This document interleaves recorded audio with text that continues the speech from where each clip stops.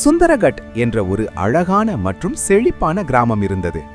அந்த கிராமத்தில் எல்லா மக்கள் ஒருவருடன் ஒருவர் நல்ல ஒற்றுமையுடன் வாழ்ந்தனர். அந்த கிராமத்தில் ராமு என்ற விவசாயி தனது மனைவி சாந்தி மற்றும் மகனுடன் வாழ்ந்து வந்தான்.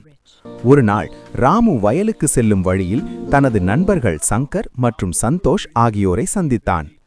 அவர்கள் இந்த வருடம் மிகவும் கடுமையான குளிர்காலம் வரப்போகிறது என்று சொன்னார்கள். இதை கேட்ட ராமு ஒரு யோசனை செய்தான். அவன் தினமும் காட்டிற்கு சென்று உலர்ந்த மரக்கட்டைகளை வெட்டி வீட்டிற்கு கொண்டு வந்து சேமிக்கத் தொடங்கினான். அவன் நினைத்தான், குளிர் வந்தால் எல்லோருக்கும் தீக்கட்டைகள் தேவைப்படும்.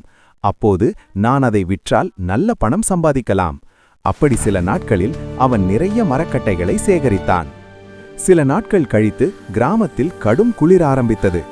ராமு தனது வீட்டின் முன் மரக்கட்டைகளை வைத்து விற்க ஆரம்பித்தான். இதை கண்ட கிராமத்தினர் மறுநாள் காட்டிற்கு சென்று மரக்கட்டைகளை வெட்டி கொண்டு வரலாம் என்று முடிவு செய்தார்கள். ஆனால் அந்த இரவு பலத்த மழை பெய்தது.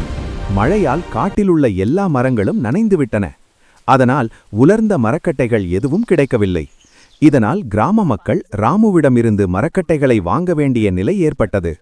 அப்போது சாந்தி ராமுவிடம் சொன்னாள், மக்கள் அவசரத்தில் இருக்கிறார்கள் என்பதால் அதிக விலை கேட்காதீர்கள், நியாயமான விலையில் விற்குங்கள்.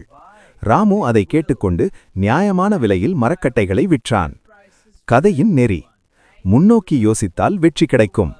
பேராசை இல்லாமல் நியாயமாக நடக்க வேண்டும். இந்த கதை உங்களுக்கு பிடிச்சிருந்தா லைக் பண்ணுங்க, ஷேர் பண்ணுங்க, மறக்காம நம்ம சேனலை சப்ஸ்கிரைப் பண்ணிக்கோங்க. நன்றி, வணக்கம்.